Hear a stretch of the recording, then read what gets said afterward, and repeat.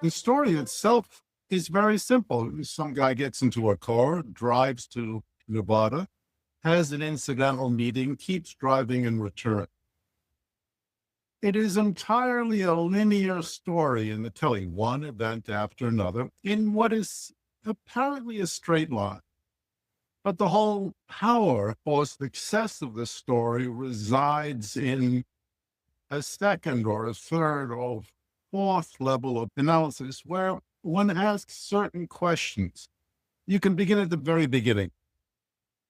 The father and the narrator is plainly a young man, no more than 20, 21, begins the story with a very enigmatic declaration.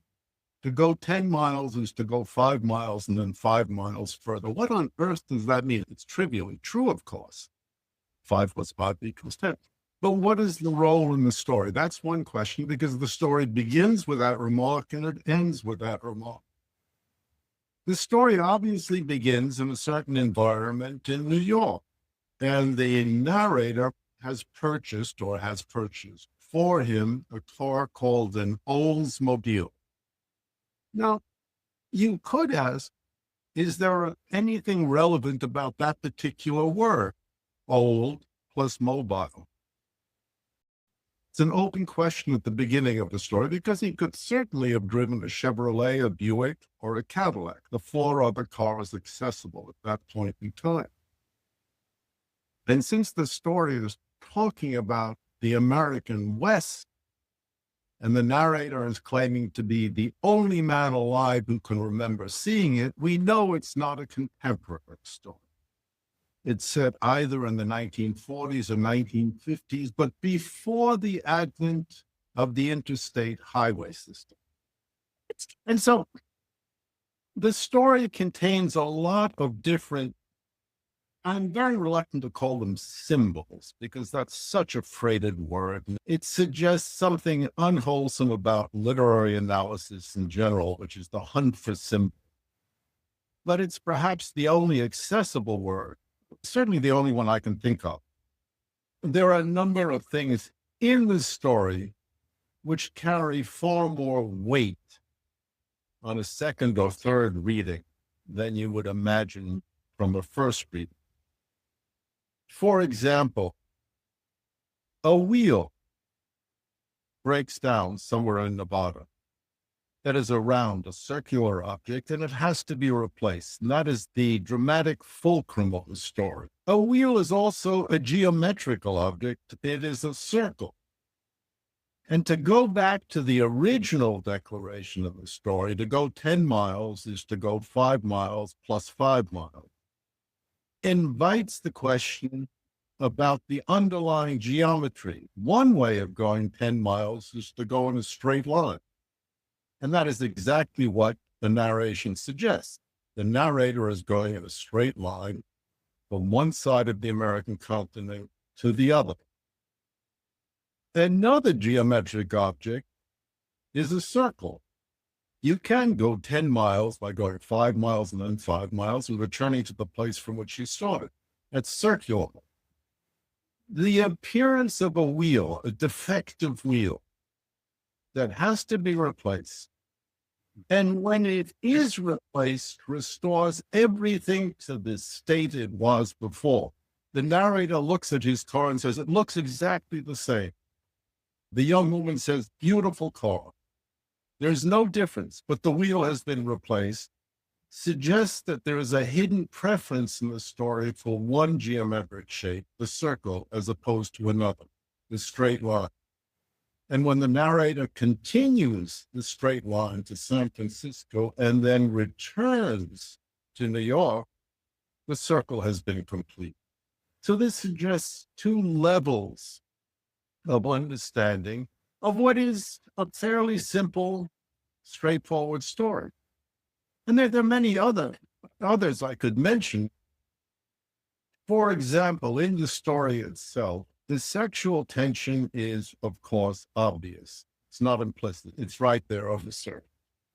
When the narrator opens his trunk, it's filled with clean clothes, dirty clothes, tennis rackets, soccer balls, God knows what else. And he just dumps everything on the ground. And the young woman, whose name is Susie, looks at him and says, "You're not really big on cleaning your clothes, are you?" Wait, did she say that? Yeah, Yeah. she said something about laundry.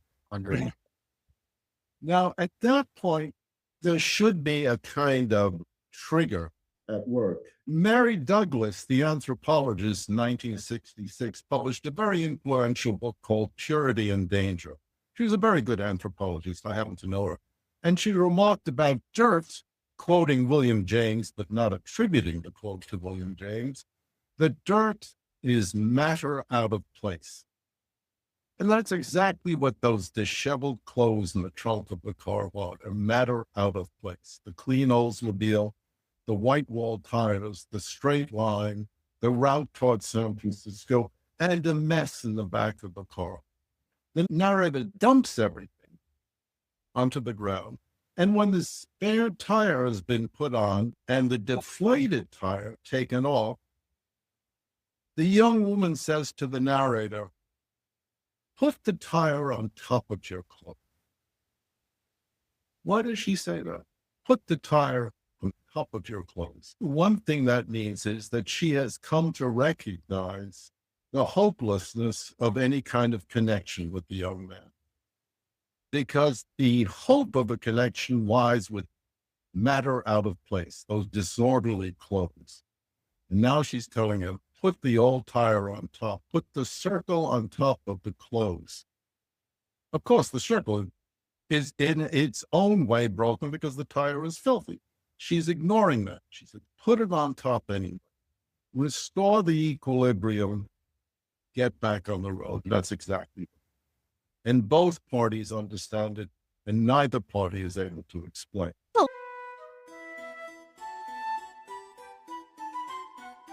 Let's assume that you had no idea who the author of this story was, and I just handed it to you and said, read this short story. What would you do to approach it? As I handed them a short story. I didn't tell them anything about the story. What would the first thing you ask about it be? Are you talking to me now or everybody else? Yeah. But anyone else, Just- you can chime in. Just the kind of questions which I think are matters of the literary technique. How does the story work?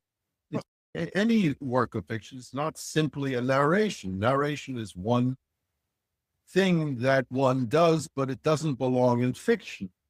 Narration follows its own internal logic. One thing follows the other. This does not involve a story in which one thing follows another. Where are the points where the story's silk grabs and the reader's attention should be invoked? And I've mentioned a few of them. There are lots of others.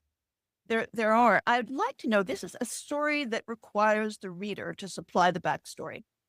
It asks of the reader to figure out, to his own satisfaction, what could have happened to result in this series of events. It's not made explicit. This is often true in fiction. I wonder what story people thought they were reading. Can I call on someone? Sure, let me lapse into silence and listen to other people. Okay. All right. When you filled in the backstory, what did you think was going on? And there's not a wrong or a right answer here. The backstory of the main character, I don't think we can guess much about his social class, except that he's never changed a tire and doesn't really seem to know how to look after himself. That's a tremendously revealing social clue right there. He's never changed it.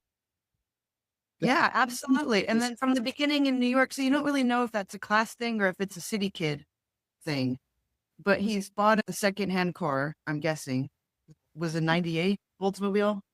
No, it's It was- earlier. 56 Oldsmobile. Okay, I don't know where I got 98 in my head. It's a model. There's a model, yeah. Okay. Because I didn't think they made Oldsmobiles in 1990. So that threw me a little bit. But so he's got a car that's not exactly a classic car. It's probably the kind of secondhand car you get from a elderly person who didn't drive it very much.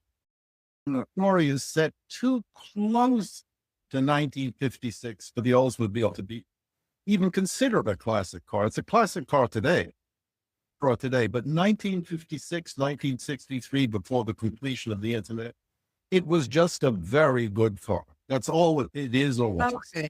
I think when I saw 98, then I got it into my head that it was like the early 2000s or something like that. And there weren't tech clues because I've driven from Reno to Las Vegas 40 years ago, but it was exactly as you described, maybe minus the shack. But so that didn't strike me as far in the past. But that goes to your question. I think my first question I ask that I need to know when I read something is, when was it written and when does it take place? Because it can be easy to confuse that, or it can make technology really confusing, or it can make social currents really confusing. In a short story, in a novel, you can work it out in a few pages, but a short story. And it was in 2025, the end of 2025, and it took place in that indeterminate period of time after Americans acquired cars in the late 40s and early 50s, and before the completion of the interstate. The interstate was started in the 50s, but it was only really completed in 1963. When I drove across country in 1963, it was still incomplete. Going Denver to San Francisco, there was no interstate, no connected interstate. Yeah, I took it to be an autobiographical story when I started reading it, just because the owner seems to be an intellectual type who'd never changed the tire and has not seen much of life. So it's obviously a young man, but I thought he was a student. Every piece of fiction has some element of autobiography in it, but this is not really an autobiographical story. It tells the narrator's story, not mine. And there's a considerable distance. What he means by saying he's the last man to have seen the American West.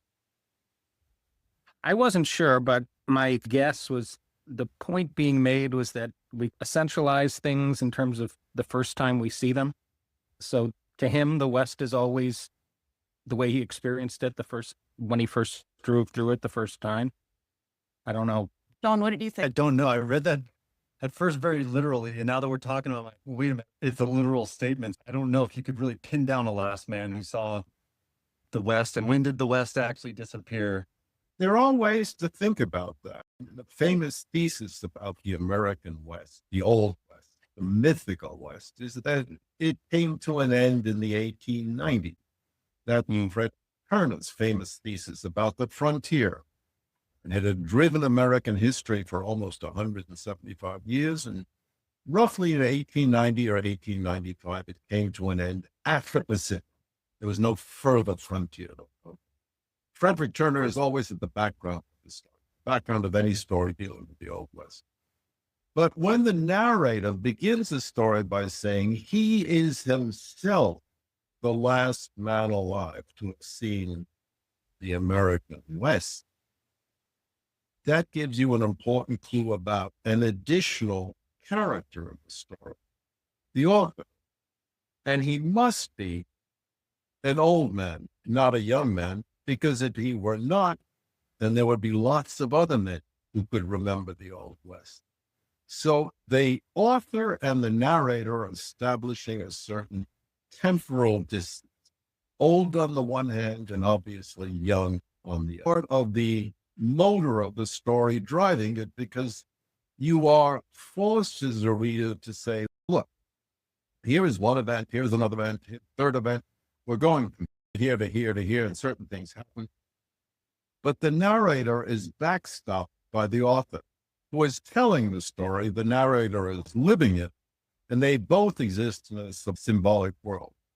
But unless you realize that the author's voice is the voice of an old man, and the narrator's voice is the voice of a young man, and the author's voice recalls his father's voice, then the temporal progression inherent but not explicit in this story will tend to wobble. Those are, to my way of thinking, very important aspects of the story. The story would be completely different if it said breezily, I remember in the 1950s I saw the Old West. It could have been written in 1959, 1970, indeterminate. The author has disappeared as a character, except as insofar as he's written the story. But when the story begins with the remark that I'm the last man alive to have seen the American West, you know he's got to be old. He has just got to be old, and everyone else who's seen the American West is dead. Which, of course, brings back the mythic American West with its frontier that 125 years ago was closed. It was a part of the story. But this story begins with such a grand and absurd statement. Of course, you can still see the American West. There are many people who see the American West. The American West here means something. What does he mean by the American West? What do you think, Chip? When he says, I'm the last man alive to see the American West, it's obviously not a literal statement. That's your first clue. This is not a literal statement. What is the American West for him? What is he talking about? And remember, there's not a right answer here. It's the story that you fill in because it has not been provided for you, that you guess. Sean, did I ask you that question already? The story for me evoked, and having driven across some of these areas, and they're majestic and just large, and there's all kinds of rock mountain passes, and you get a very intense feeling of just space. The story left me with a sense of large space and isolation, especially when he meets this woman who's out in the middle of nowhere, sitting out there, who's obviously looking for a way to escape that existence. The woman's a prostitute, right? Why do you think that? Among other things, when he came, he said he had a flat tire, and she said, customer. That's a possibility. And her sign also had kissy lips next to her name. Yeah, And it's- exactly. They're in Nevada. Yeah, There's no ambiguity about what she is. yeah. That was made explicit. There was some ambiguity, I thought, about whether he fully realizes what she is. Maybe. I couldn't tell. That's an open. There is ambiguity about what she is. You think there is? Yeah, I do think so. She could just be a working class woman who's a bit vulgar. What would the line, I thought I had a customer, mean? She is not living in a house. She's living in a shack. Yeah. It's a business shack. But she isn't dressed like a prostitute, which I thought was interesting. She's dressed in jeans and a shirt. Yeah, men's button-down shirt. She's obviously very young. In addition, certainly she's not described in the story as hard in any way. She's very quick and very intuitive, obviously intelligent, but never hard. And she has a better grasp of her reality than the narrator has of his own. Yeah, a better grasp of his reality, too. Can I have a go at this? Yeah. Go for it. So the most salient feature of the Old West versus, I guess you could call it the New West, is the accessibility of all the tools that enable you to survive. And so this woman was symbolic of the Old West because she knows how to do things. And I think the implication is she knows how to do anything she would need to do to survive. She doesn't actually need other people. Her competence with the car, you get the sense that she'd be competent in almost any situation. You get a sense she'd be competent in almost any situation. How well do you think she'd do at a social gala at the Met? Okay, so let me narrow my statement. She'd be competent in any survival type situation, right? Because the West went from being a frontier to being just part of the States. When the frontier meant you're on your own, and if you can't figure out how to do shit, you're dead. And so we get the sense that the guy passing through, he's representing modernity where he can't do things for himself. He can't change a tire, right? And so if he can't change a tire, he's not going to last very long in the Old West. But that West is dying, and she knows it's dying, and she wants to go with him towards modernity.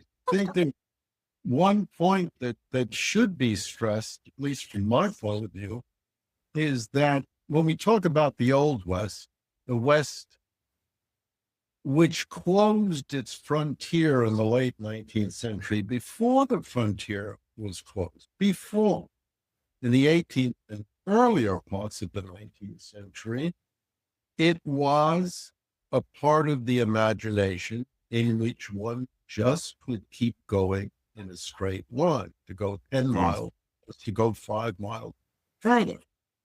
That is the old West of memory and myth. And I wrote so that the author could claim to be the last person to have seen it, because that's what's taking place in the story. Throughout the ambience of the story, the narrator is proceeding in a straight line that at first he thinks can be perpetuated indefinite. But as the story reveals, once he reaches San Francisco, he turned right around and went back, describing a circle. It's the straight line perpetuated into infinity that turns out to be the... I'm focused on other things that the Old West means. Go west, young man. It means freedom. It means opportunity. It means limitless bounty. It means, Dan? This is a risky endeavor with the author in the room, of course, but I want to say before I begin, David, I really like this story. I will read this story many times again. Yeah. I think, in a sense, the Old West is the interaction between these two people and the lostness of being in the wilderness. And this woman practically shows this guy how to get back on the road. And then there's this wildly poignant line. I haven't got it for take me with you. I can't. I know. And what is it that she knows? And what is it that they're discussing in that interaction? I think that's the Old West. I think you're right about that. It strikes me as a very sympathetic and perceptive way to read. What she knows is that it's the circle that has come to replace the straight line. She knows that he's refusing because all he's going to do is turn around and go. And what she had hoped against every part of her better intuition is that they could together just keep going. That's what she says. And that's what she knows is impossible. There's more, I think, in that. I think the obvious backstory, the one that came to my mind first, and it's not necessarily the only possible backstory, is that there's a weight of expectation waiting for him. That this is someone who has never changed a tire, but nonetheless is on what sounds like his first big trip, his first big exploration of the country, his first venture into a certain kind of freedom. But he has to go back, and he can't be bringing this woman with him. Whether she's a prostitute or just of the wrong social class, she would not fit into his life. And I think that's reading a great deal of the story, perhaps plausibly, perhaps not plausibly, because at that point, at the point of interaction, the narrator does not know what's going to happen. He just has a dim feeling he can't take this woman with him. The story reveals why he can't, because he's not going forwards into the future, he's going back. But that's only revealed at the end of the story. And because she is so perceptive and quite sensitive, Susie in the story recognizes it and affirms her recognition by saying, I know. She understands something the narrator doesn't. The narrator will understand it when he becomes the author. Exactly. And the author, by the way, is not me. The author is an independent character in his own right. He has his own status, his own standing, his own voice, and he has his own form. So everything has to be carefully distinguished. The round tire, the symbol, the name Oldsmobile, but not Chevrolet, the meeting, the flat tire, flatness deflating the expectation, the interaction, the laundry, replacing the tire 50 miles further in Winnemucca, reaching San Francisco, although earlier in the story it seemed as far as El Dorado. As far as El Dorado, that's not a throwaway line. Unobtainable, exactly as the Old West had so many unobtainable promises that you just kept going. Think of the Donner Party, plodding through the snow, endlessly plodding through the snow. That's exactly the same story. There is something ahead like El Dorado, if only we could reach it. The narrator reaches the end and he finds there's nothing there, so he goes back home.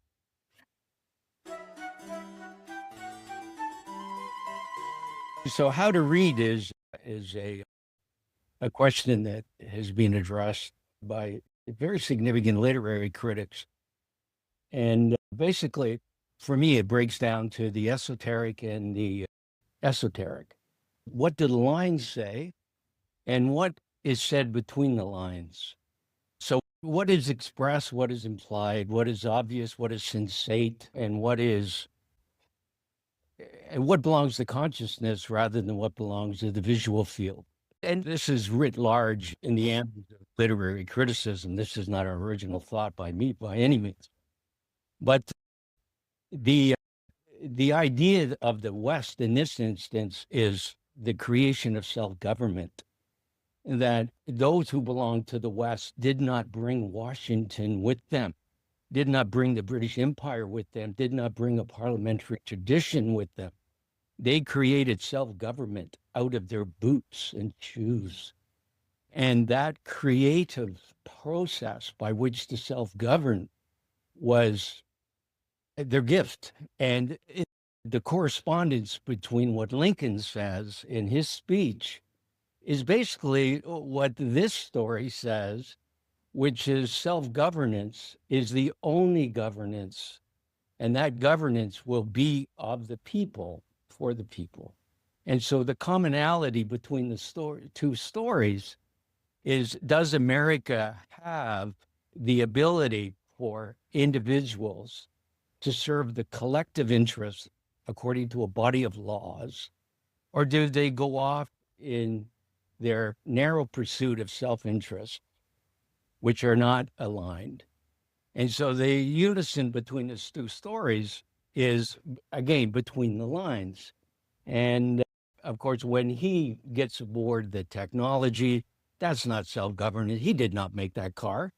Detroit made that car. So this individual does not make the technology that he participates in, even though it's a claimed Oldsmobile, it's new to him. It's a fabrication. It's an adornment of being aged, the nomenclature of the car, because he quickly surrenders it for a jet plane, which of course he didn't manufacture either. So this is a person that completely belongs to a governed state. It's not a free man. And when the woman, a product of nature, even though we may characterize her like the wife of Bath as the fallen, she does represent the purity of nature and the call of nature. And of course, he cannot take her, and she knows she cannot be taken because they operate from different spheres. One is self-creation. She can get the lug nuts off. She knows what the lug wrench looks like. It's a phallic symbol, of course, but put that aside. And she can self-govern. He cannot. He is a creature of a machine. And the last man of the West, I don't know what that means, except Camus called himself the first man. It's an experiential condition. It's not a sequential condition.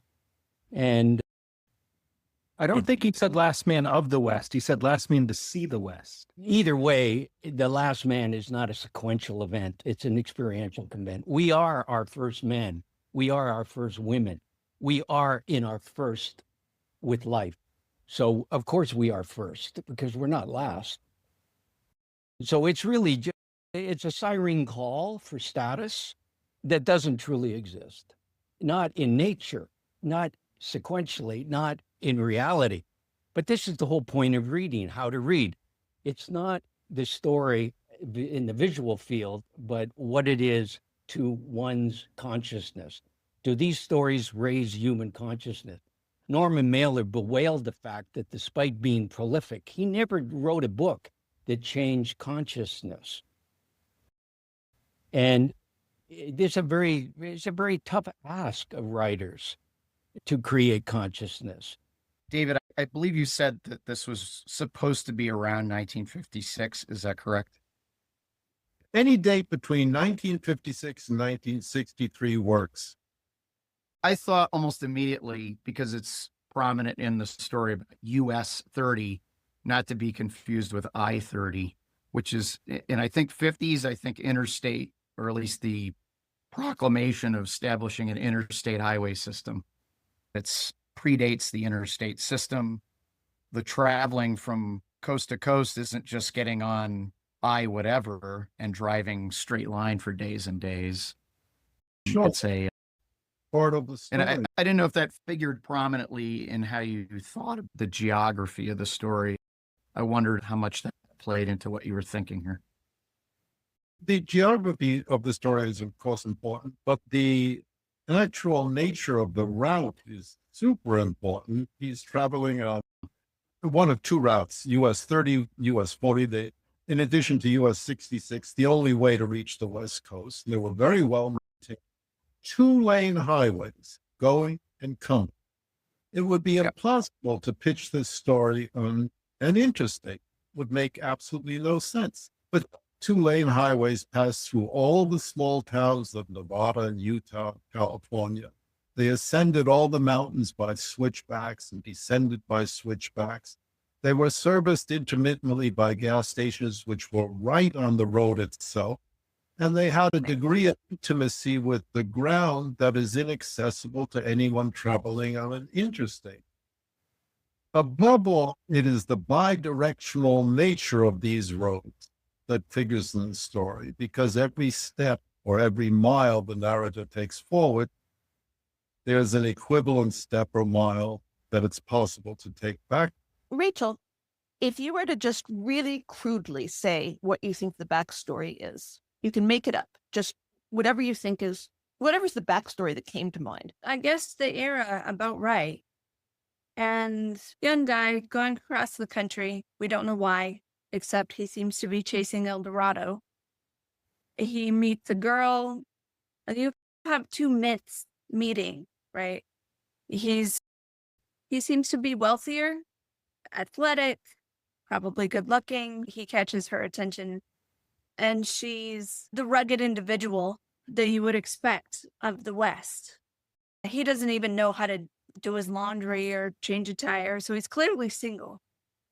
And he meets this woman who has her own, is independent in a way that he seems not to be. And so we have these two myths. She wants what he has, and he wants what she has. And it seems like he gives up on it. Finds El Dorado, sells his car, goes home. Is that kind of what you were looking for? Yeah. David. You mean me? No, I would call you Pup. David Gordon. That's what you used to call me. I did not like the character of the fellow. I found him to be unmoored, not a part of this earth, not part of this reality. Everything happened to him. He was supplied spatial reality by his dad. He was supplied sensate and physical reality by the girl at the gas station or the shack to change the tire. He had no notion of spaces covered. He had no notion of the West.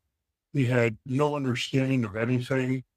He arrives at his new destination, San Francisco, sells the car and takes a flight, which in the 1950s, I think the flight from coast to coast, you still were land hopping, so it wasn't an all air occurrence even back then. And he just returns to Dad. He was probably looking for something. A lot of people would travel to the West looking for a better life and was available on the East Coast. It was Nathaniel West kind of territory, wide open spaces where you could make your own future. And he got here or got there, and it wasn't what he was looking for, and he just went back to what he knew, which is not very much. How do you think the author feels about the character? Not favorably, because the author did not, in my reading, the author did not supply, which the author is here, of course, but the author did not supply a sympathetic character, again, in any way, shape, or form. He was just somebody that things happened to. And the car had a flat tire, he didn't know what to do. He had to change the flat tire, he didn't know what to do. So I would say that the author was not favorable or kindly disposed to the character. What do you think about that, Pup? Let me put the question this way. How old is the character? In my reading, probably late 20s, early 30s. In my writing, he's in his 80s. Not traveling across the American West in his 80s. He's recalling. Yes, That's that's the author, not the character. No, that's the narrator. The narrator says, I am the last man alive to have seen something. Clearly, he's not in his early 20s. He's recalling being in his early 20s. So there was a So for me, what I thought of as a backstory, and it may not be consistent with David Berlinski's view, is the myth of Adam and Eve as a counterfactual without Eve there. In other words, Susie is a serpent offering knowledge of good and evil and other temptations, and he rejects the temptation, unlike what Eve did in this original story. And that allows him to proceed naively without the knowledge of good and evil that accompanied the conquest of the West, genocide of the indigenous people, and the assumption that was implicit in British colonialism, which was they created a commonwealth. In fact, the first U.S. Constitution was a commonwealth. And so the assumption was it was going to project British power out west and control dominion over that territory. And we don't know what Adam thinks because he doesn't get this knowledge of good and evil. But the story looks at the Old West from the eyes of the old man recalling the young man as someone who may have some regret that he didn't give in to temptation, but he was spared all the horrors of realizing what the Old West really was about. And I'll just cite one example. In West Texas, the colonial government evolved to basically give land to white people for $1 per 1,000 hectares in return for an implicit bargain of destroying the Comanche Indians and to make sure no black people moved into Texas, which is pretty much the demographics today. So in 1963 or whatever year this takes place, there's all of this legacy of this original trajectory that Lincoln, without maybe intending it, included all the bad institutions as well as all the good institutions that he says exist in the lawless or land that could have law, but even the law is not neutral. So that's what I took from the backstory. Don't forget one thing, that there's a good 800 miles between Texas and Nevada. That's a huge stretch of country. And every mile that you go, the culture and circumstances changes very radically. That Utah Basin, which is about 900 miles from the foothills of the Rockies on the western side to the threshold of the Sierras on the other side, is desolate, empty, and it has a very different kind of feel and history than Texas. It's very different. I think the conquest and the knowledge of evil applies to the entire expansion of Manifest Destiny, and the naivete and the self-justification and the banality of evil, to use that phrase, continues. And so the author doesn't have the knowledge of evil because he rejected the serpent's temptation, but is maybe asking the reader to be tempted and look more clearly. Whose interpretation is more valid, the author's or the reader's? Or is it both? I don't think it's an answerable question. Look, even for the most professional of writers, it takes a very long time to establish a certain amount of distance from your own work. And even after you've established that distance, of course, you feel that as the author, you have a privileged insight into your own work. That is largely an illusion. That's largely an illusion, widely shared, but still largely an illusion. There are certain things I can talk about authoritatively, how the thing was constructed, why I used this tense and not that tense, why a paragraph here and not a paragraph there, who's quoting, where are the quotation marks deleted, when am I using free indirect narration, when am I using direct narration? These are all technical questions. Obviously, I know better than a reader exactly why they're there. But as far as the interpretation, as far as the effect of the story. No, I don't think I'm in a privileged position.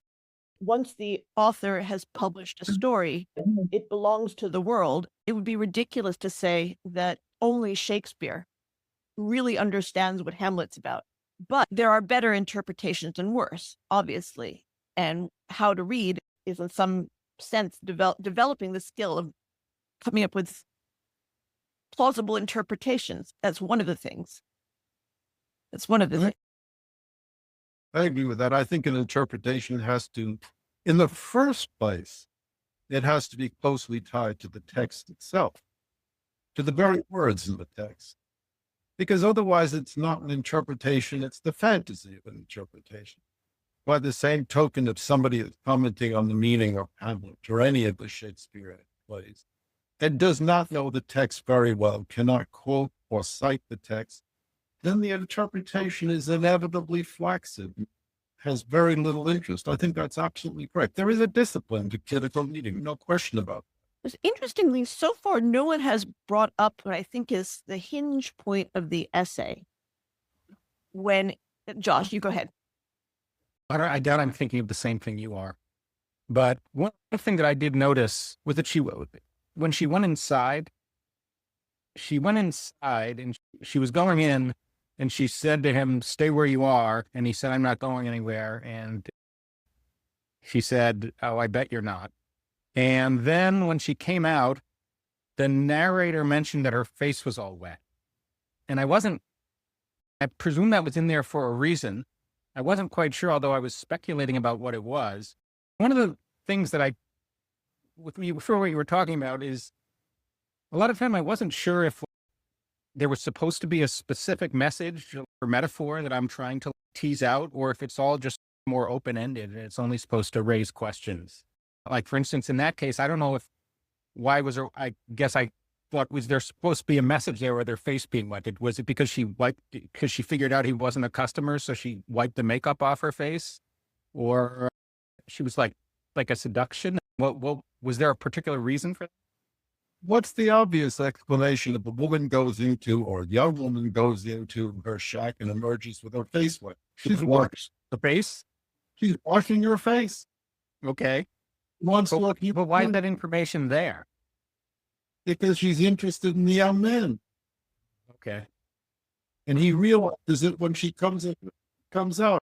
Her shirt is wet and her face is scrubbed and clean, presenting herself in the best way she can given the circumstance. There's a moment where he says, when she says, "Take me with you," and he says, "I can't." How do you think he feels about that in retrospect? Are you asking me? Anyone who wants to answer. The fact that he's thinking that he still remembers it and is thinking about it when he's old. He chickens out. He has the opportunity. He says, "I can't." And my reading was that he thinks, "I can't bring this woman back to my life.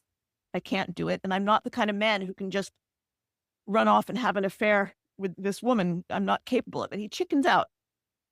I felt like there was some longing there. Certainly there's some longing there. There's desire. No, but in the older man. Yeah, wistful. Yeah. Wistful is, I think, the correct word. I don't think there's any evidence that all right. You don't see any evidence that he chickens out? No, I don't think that's a fruitful line of inquiry. He's quite clear. He says, "I can't."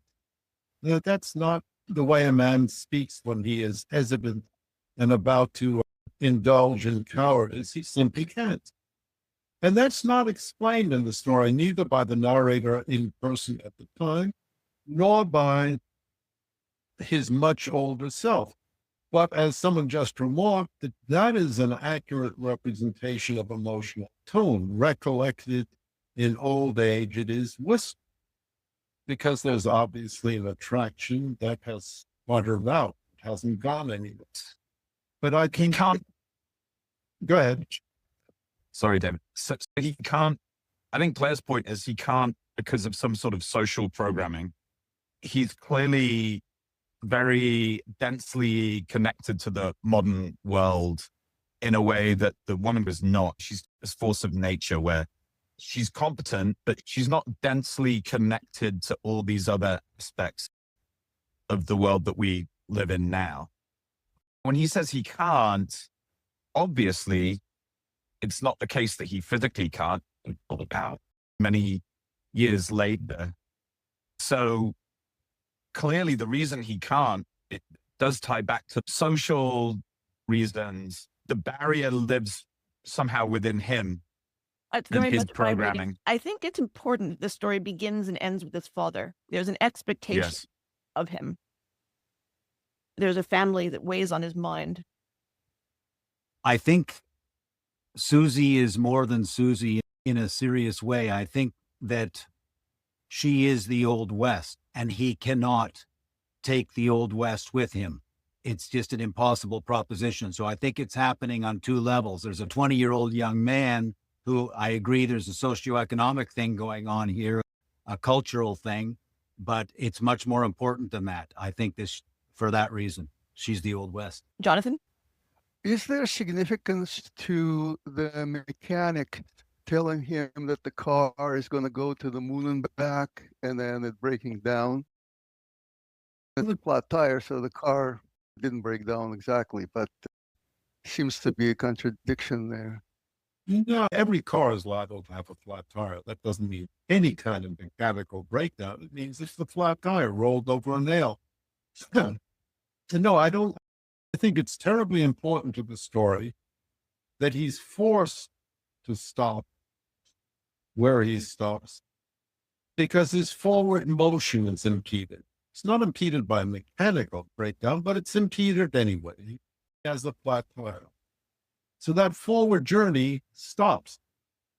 And at that moment, there's an exchange of two people, two human beings, both young, both inexperienced, obviously, both yearning for something, neither completely adequate to the task of expressing themselves, and both of them filled with residual knowledge that they cannot express, but that ultimately explains their choices. What is the literary virtue of asking the reader to supply the story? Why not just tell the reader what this is all about? That's a very good question. Don't forget, interpretation does not come to an end when you've reached a certain level of explicitness, because everything sooner or later requires its own interpretation, unless it's just accepted axiomatically. All explanations do come to an end. But certainly within the purview of literary interpretation, to be more explicit inevitably asks the question, why is the writer being so detailed and explicit? You get exactly that when you go back to the 19th century and read any of the great 19th century novels, whether Russian, English, or even French, and you realize as you're drumming your fingertips impatiently on the tabletop, that the level of explicitness in prose has shifted. It's just shifted over the last 100 years. So we are far more comfortable than the 19th century with respect to prose that is far less explicit and far more suggestive. This is, in English at least, part of the revolution that occurred in the early part of the 20th century with respect to English prose. You go back to John Cardinal Henry Newman, you say, my God, I can't read this stuff because he is so literal, so explicit. He goes on in such detail that it passes the boundaries of what we accept as the correct, the appropriate, the lovely level of literalness. You can certainly say to a writer, say a young writer just starting out, tell the reader everything, but that is absolutely a vain injunction because no writer can really tell the reader. It's just not possible. Robert? I see the purpose of art and art in the broader sense as communicating things which are not typically communicable or communicatable. And the audience is what completes art. It is a communication. Communication requires at least two ends. And of course, because every reader has a different interpretation and because we never really finish it, that means that the dialogue itself is infinite. But I think that it is always a dialogue. There's not just a one-way thing here. I think that's very true for us, but within recorded memory, you can find many cultures in which it's just flat. No, I don't think the Greeks And all the Romans, for that matter, ever thought they were entering into a dialogue. When Virgil finished his work, we didn't quite complete it, but when he completed the bulk of it, he said, there it is, take it or leave it. It is what it is, and it is how it is, and not in any other way. That dialogue was available to them. Socrates is all dialogue. Yeah, and it's take it or leave it. There, and Plato wrote it. He's not asking the reader to step in and start hammering it out with Socrates. He's revealing something, and that aspect of literary art is not ours.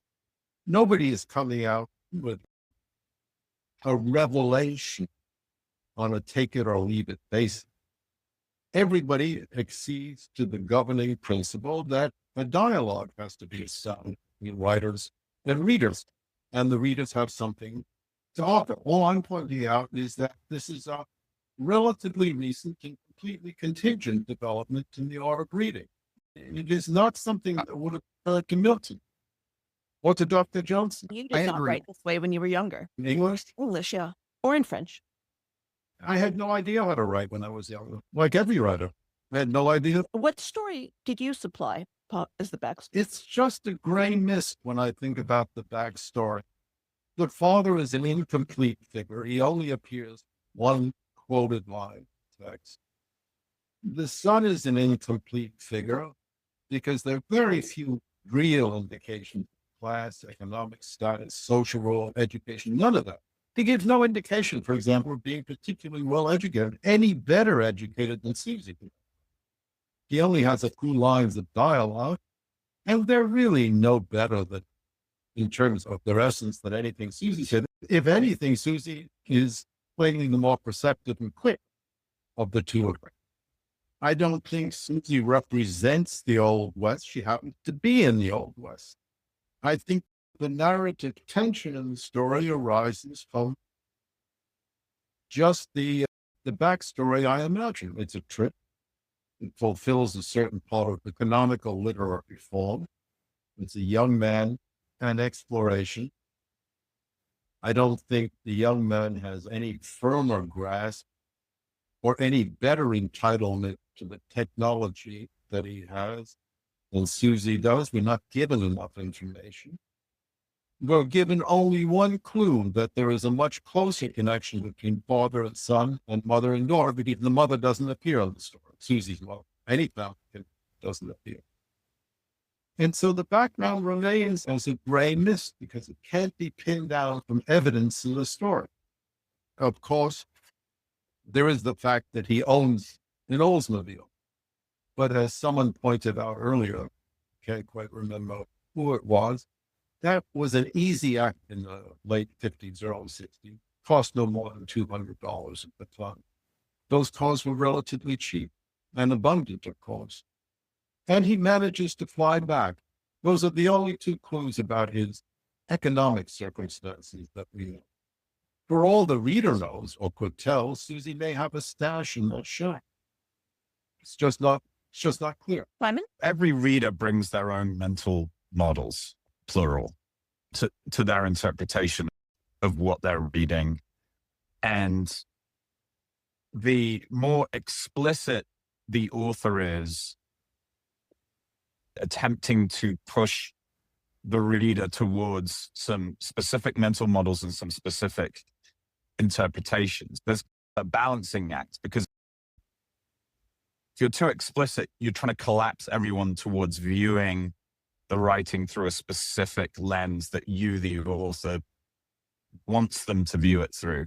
And if you're not explicit enough, the interpretations can become sort of very diffuse. So it seems to me that you want to find this sweet spot of being explicit enough to allow some dialogue with the reader, but not so explicit that you collapse their own engagement into, oh, you're clearly forcing me to see the world this way.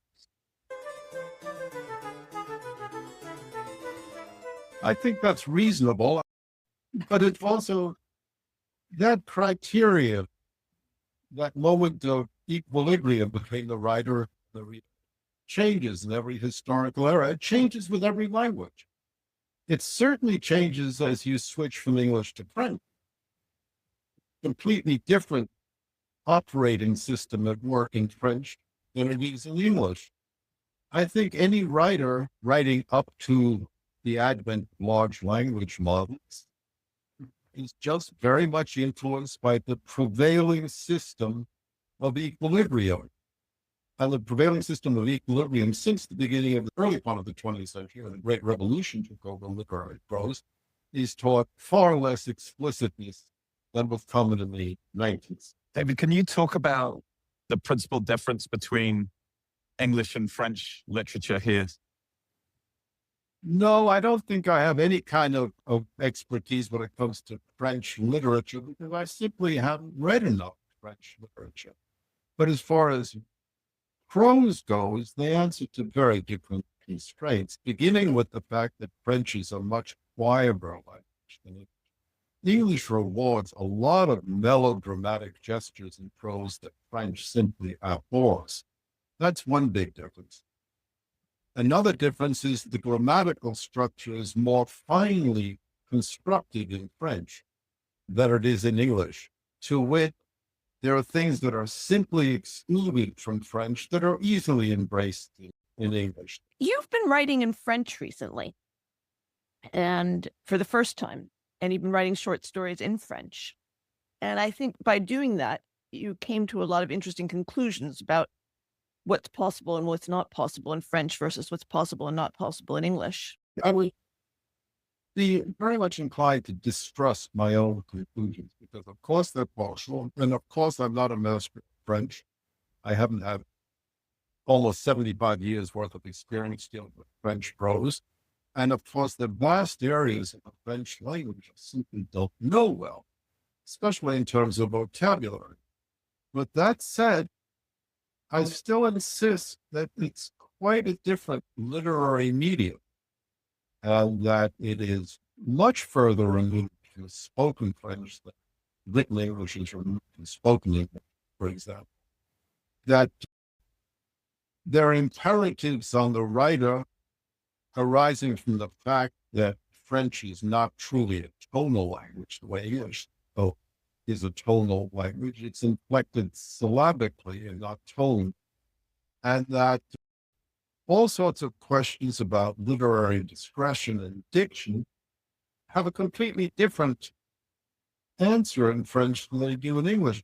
But the only way to understand that completely is to compare texts in English and French directly. Take a writer in English with a very robust and rhapsodic style like Saul Bellow and compare it to how that would appear if an excellent French prose stylist were writing the same thing, and you'll be astonished at the difference, just astonished at the difference. How no French writer would admire French prose that bursts into exuberance. And Saul Bellow is constantly, he's wandering, he's bursting into exuberance, he's becoming rhapsodic, he's reaching for metaphors, he's reaching for similes, he's reaching for quite complicated constructions, like every other writer, I think.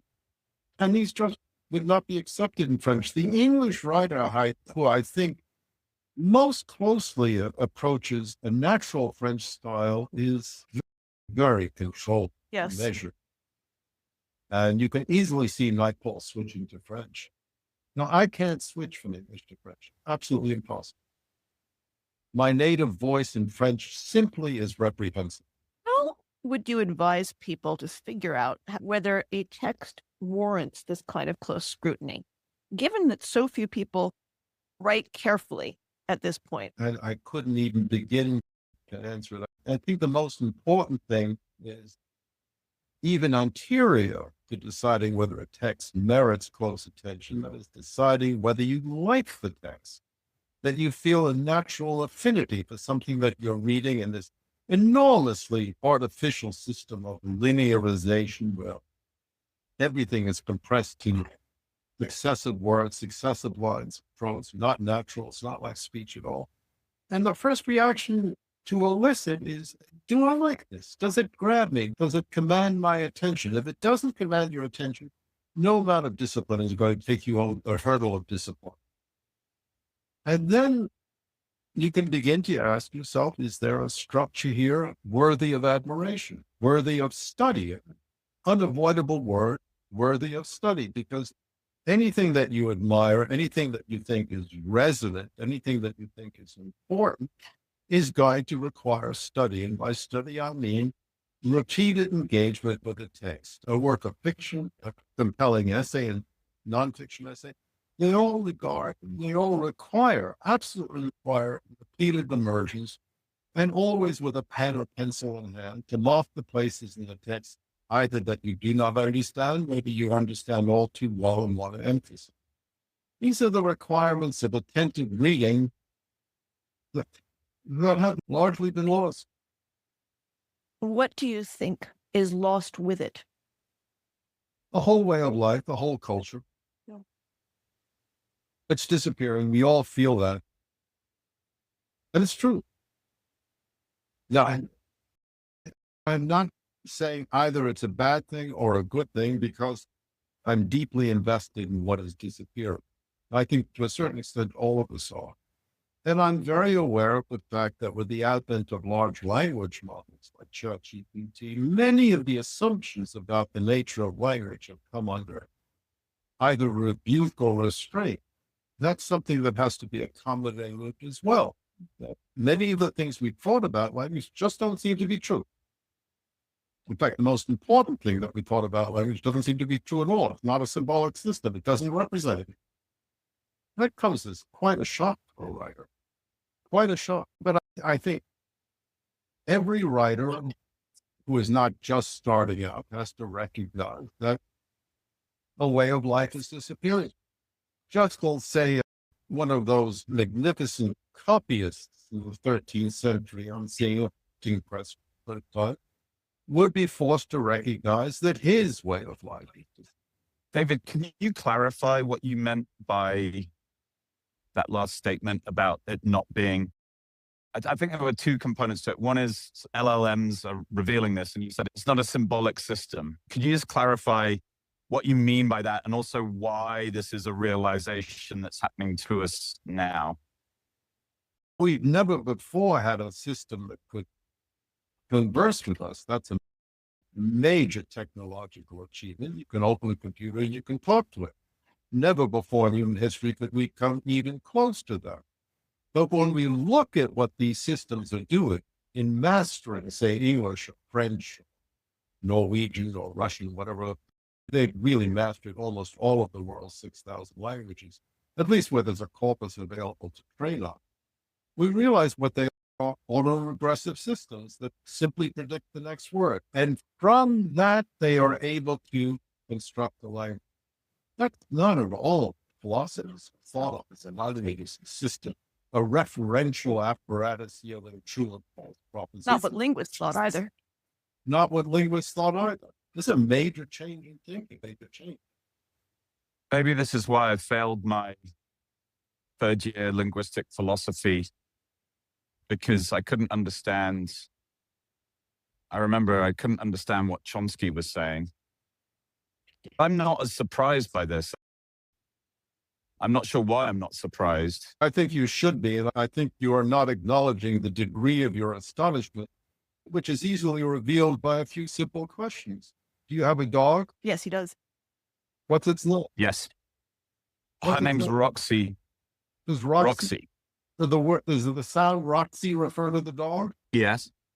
You should be astonished that it has nothing to do with the dog. It's part of an apparatus that works independently. That's what I mean by level of astonishment. So I think I would say that Roxy refers to the dog in context. And maybe this is where I differed from Chomsky even back then. There's no universal syntax. I think there are repeating patterns, which is why I think that Wolfram is making epistemological and ontological statements, even though his collaborators think that he isn't. Wolfram is a case of different kind of claim. Insofar as you're rejecting universal syntax, to what extent are you required also, and for largely the same reason, to reject any form of universal semantic?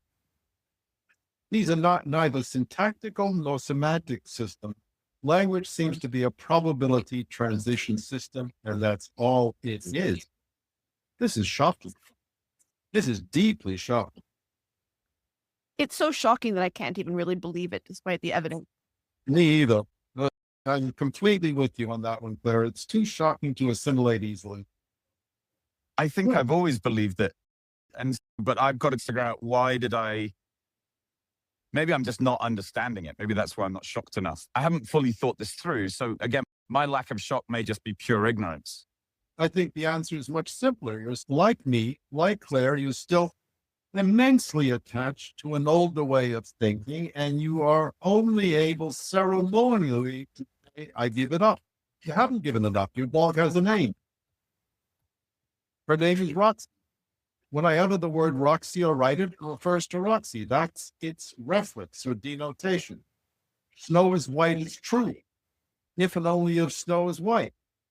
That's a matter of fact about the world. No, none of that is. None of that is. A completely different system is being born. Completely different. And the evidence is in front of our noses. Those damn things can talk. They really can. And let me tell you, they talk just as well in German and French, the only other languages I know. And they're getting smarter by the minute. Just notice that ChatGPT is getting funnier. It's laughing a lot more at my jokes.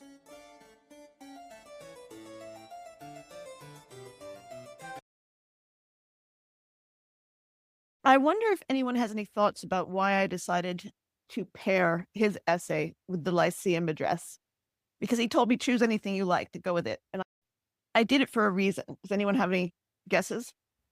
It's funny. I was just thinking that. Why did you pair him? It seems to me that in David's story that there was a kind of a wistfulness about the Old West. In Lincoln's essay, and I might have misread both, but Lincoln's talking about the fact that a lot of the Americans that were there at the founding of the country are dying.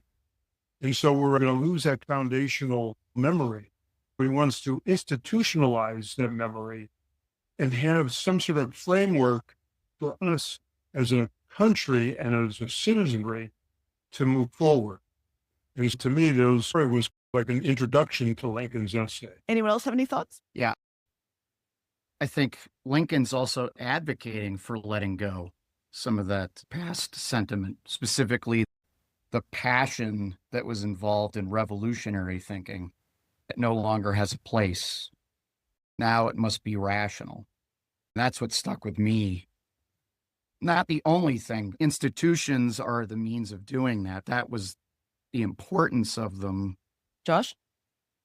Yeah, I think maybe they both illustrate a contrast between the idea of movement versus something being static.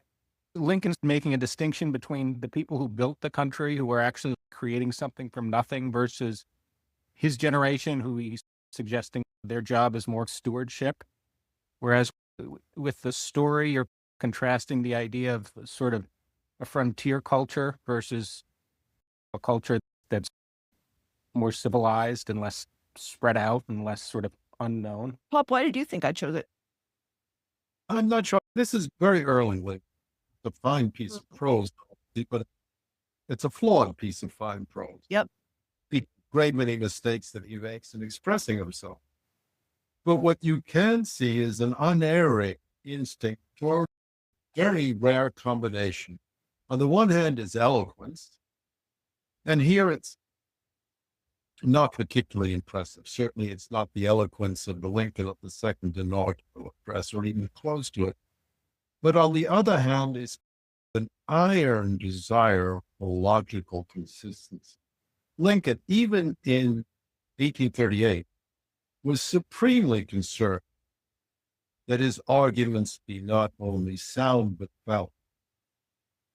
And when you compare Lincoln to his contemporaries, even Stephen Douglas, Webster or John Calhoun, any of the great figures, you will not see that combination, an urge for eloquence combined with a ruthlessness with respect to argument. That is a unique and uniquely interesting combination. I do not want to say it is one that I myself exhibit, but it's one that I myself admire endlessly. There are a lot of contrasts between the two pieces that I thought would be interesting to consider. First, they're very different genres. One, of course, is a short story, a modern short story, and the other is a political exhortation. But we were just earlier discussing the tendency of modern writers to leave a lot to the imagination. Lincoln doesn't do that. In fact, I think it's a failing of the speech that it goes on. It's young Lincoln, and there's a big difference between young Lincoln and mature Lincoln. But before I tell you what I think of the speech, what do you guys think of the speech? This is great.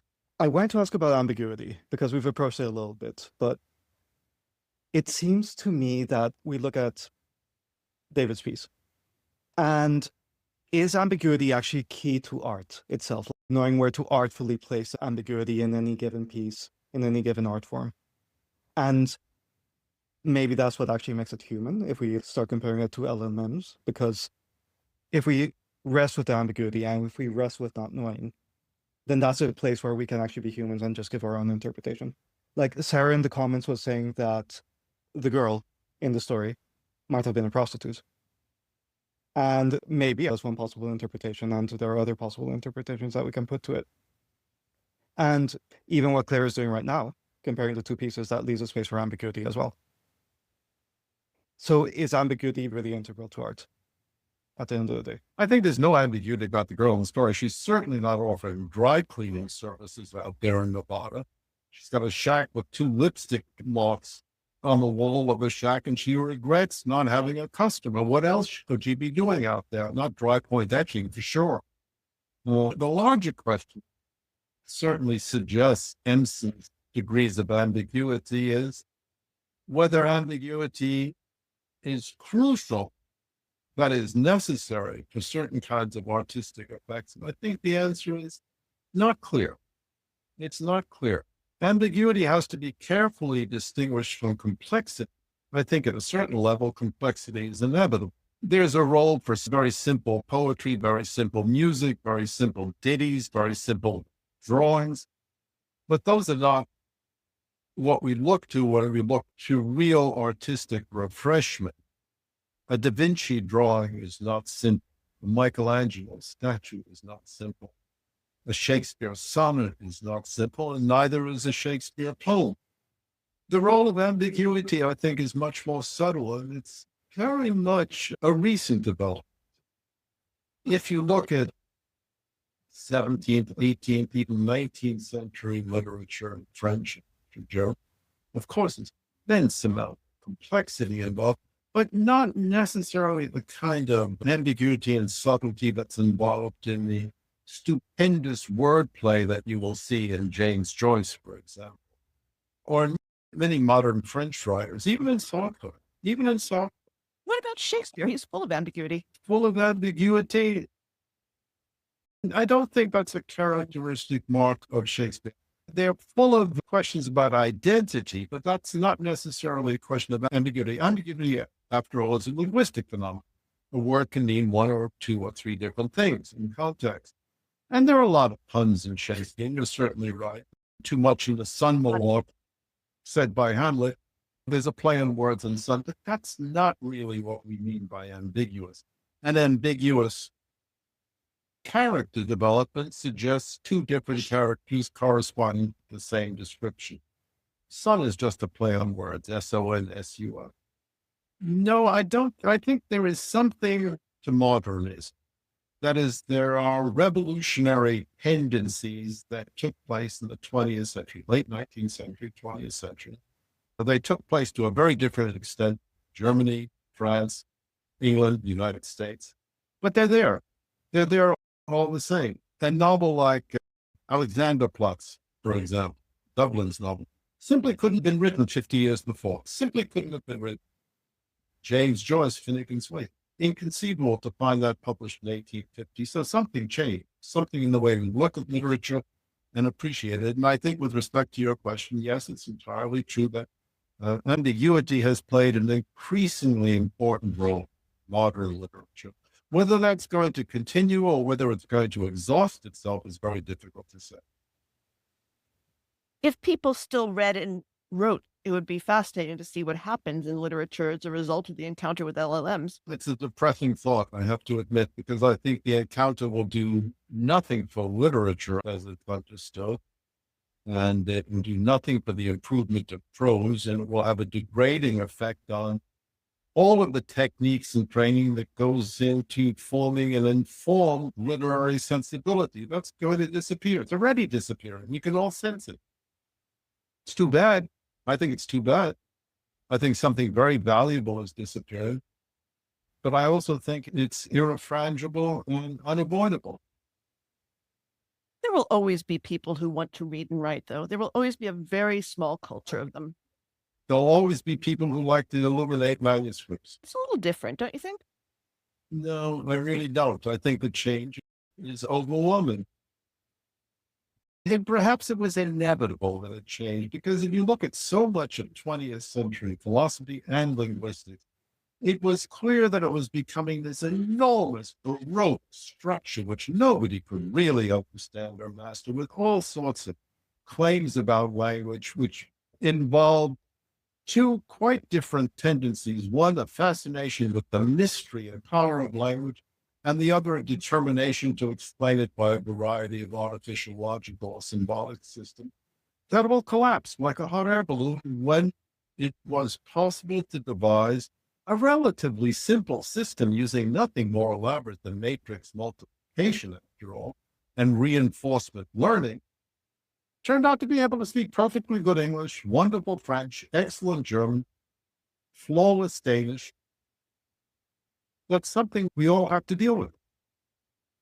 And something, as always happens during a time of intellectual or cultural artistic revolution, as a continent is rising in one place, it's sinking in another. And unfortunately, and I think many other people, find myself on the side of the continent that's sinking, and there's nothing I can do about it. We've discussed this in previous symposia. Do you think it's going to be possible to operate a technologically sophisticated, industrially advanced country without the ability to read? Yeah, for sure.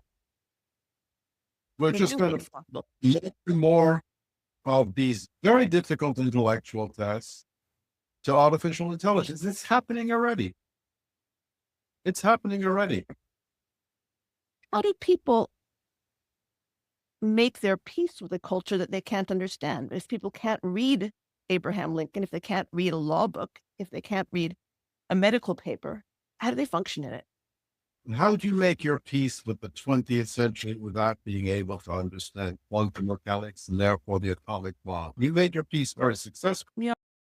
You really understand nuclear fission to the extent to which they could offer a lucid explanation from Einstein's E equals MC squared to the explosion at Los Alamos. Not a detailed one, but a lucid. I would say 1 out of 1,000. About the things that are required to socially understand our culture. Yes, there is a difference, but I think that difference will be avoided. I think we will make our peace with a culture, make our peace. We have no choice. We will find it easy or difficult to accommodate a culture in which intellectual work is steadily displaced either to the hybrid between expert human beings and machines or to artificial systems of intelligence. Certainly, one can see that happening already in medicine.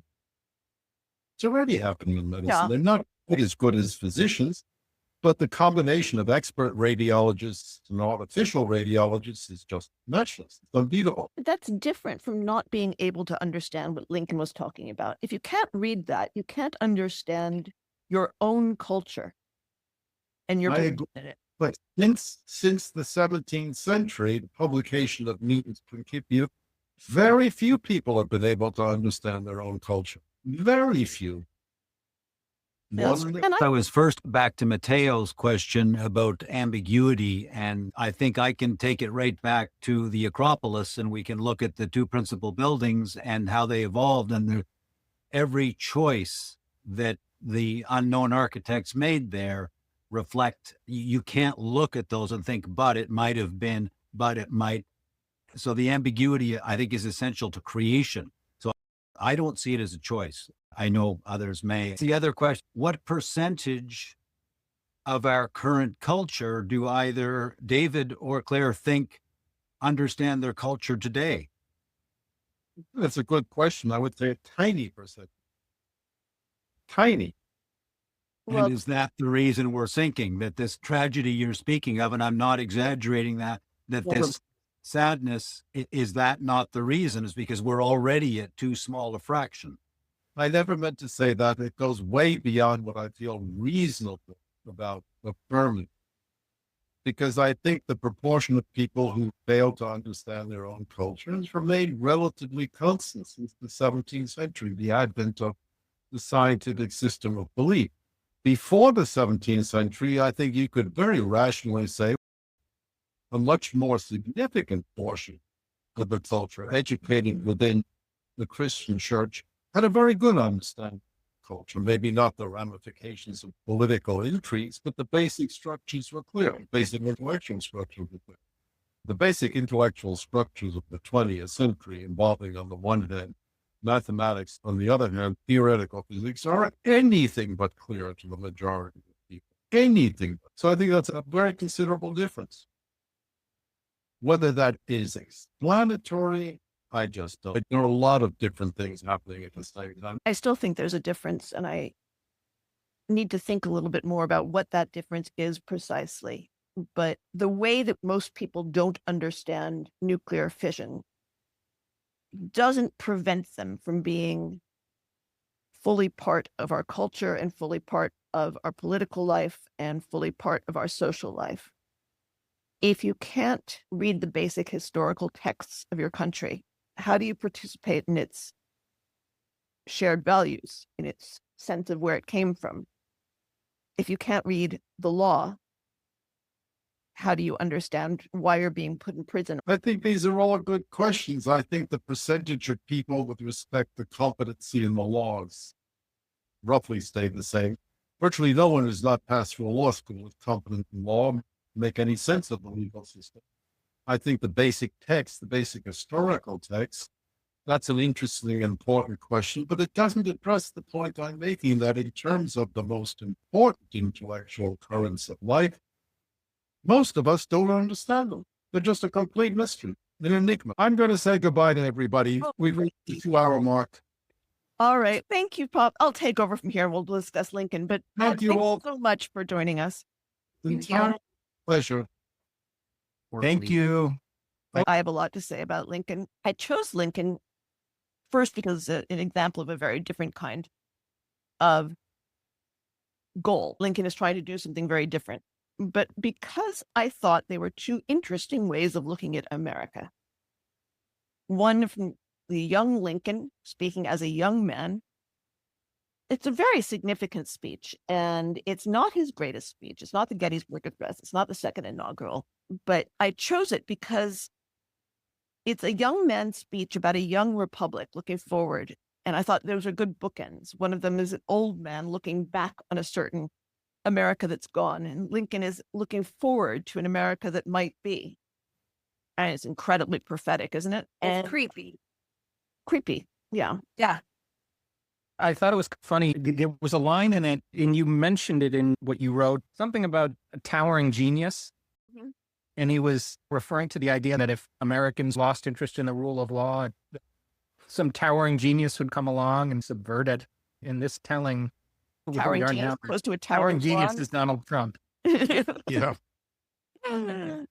I think it's interesting. It's another case of a writer not being aware, as we were just talking about. A writer can write something and not have the distance from it to realize that he's revealing himself. Lincoln was wrestling with his own ambition. He was aware of his own ambition, and he betrays that, as he does his own interest in violence. Yeah. Isn't it remarkable that he knew that about himself, though, when he was young? Everything about Lincoln is remarkable. He's completely self-taught. He taught himself how to read, how to write. Literary restraint that we were talking about, the style of writing without making things explicit. This is not something that you can discern in the Lyceum speech. If I were to go back and give him editorial advice, I'd say, cut some of this. You're piling examples on top of each other. You don't need. He was talking to boys. Yes, that's true. True. True. Apparently, he was still in his 20s when he did this speech. Oh, yeah. This is a young Lincoln. He's 28. Yeah. 28. Yeah. This is an example of rhetoric in a much more exposed form, right? If the short story that you read shows how much can be done with compression and silence and implication and a refusal to explain, this is the opposite. It shows ambition, structure, abstraction, overreach, brilliance, strain. And in the first case, being a good reader is about noticing about what's withheld. In the second case, being a good reader is about noticing how the argument is built. So that's part of the skill of being a good reader, is figuring out what kind of discipline the text requires of you. The first says, notice what's withheld. One rewards tact and the other rewards analysis. One is more powerful because it refuses to explain itself, and the other is interesting because it's constantly explaining, it's exhorting, it's arranging, it's elevating, it's insisting. So the question with the Lyceum speech is, what is the view of America that you discern in it, and how does it compare and contrast is kind of a sophomore question, but I did want to compare and contrast. What is implicit in the two views of America? I deliberately counterpoise two things that require very different skills as a reader. I struggle with seeing any connection between the two, to be honest. As I read the Lincoln piece, I was just constantly juxtaposing it with where we are today, which I think a lot of people are. Why can't we have political leaders to do a little bit more of that, try and inspire people to their better angels like Lincoln did? You said you had trouble seeing the connection. There are a lot of connections. Both texts are about inheritance, right? Lincoln is asked, living o' the founders. And my father's story is asking more quietly, or the narrator in the story is asking what he inherited from his father's idea of distance, of America, of motion. My father says that he doesn't think that the narrator chickened out, but I think he did. So I think he's asking what he inherited from his father's idea of masculinity, of duty. They're both about distance. Lincoln's distance is historical, distance from the founders, their descendants, revolution and preservation and passion and reason. And my father's is spatial and temporal, Iowa to the Rockies, youth to age, encounter to memory, right? They're about having a distance from certain things. And I think importantly, they're also both about belated understanding. Lincoln's young republic may not understand what threatens it until it's too late. And we're looking at this, and our perspective is of people who have seen what Lincoln feared come true, right? Yeah. And the narrator in my father's story doesn't understand Susie or himself until the moment is past. And they're also, and this is what finally maybe settle on it, they're both about America as an object of imagination. Lincoln's America, it's constitutional, it's institutional, it's almost sacred.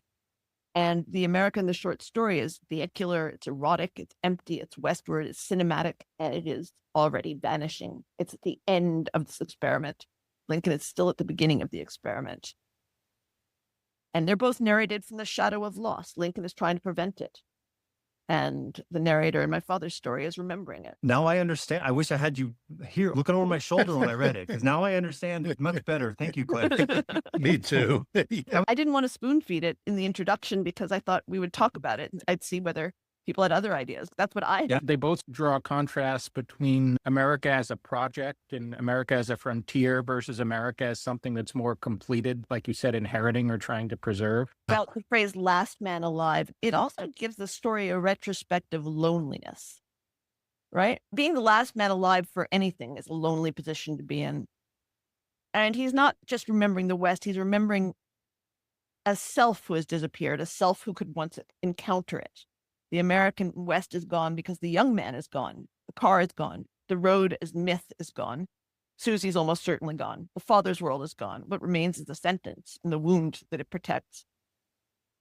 And there's a nasty little irony. He says he saw the American West, but the story indicates that he failed to see it when it was standing directly in front of him, right? He saw her, but not enough.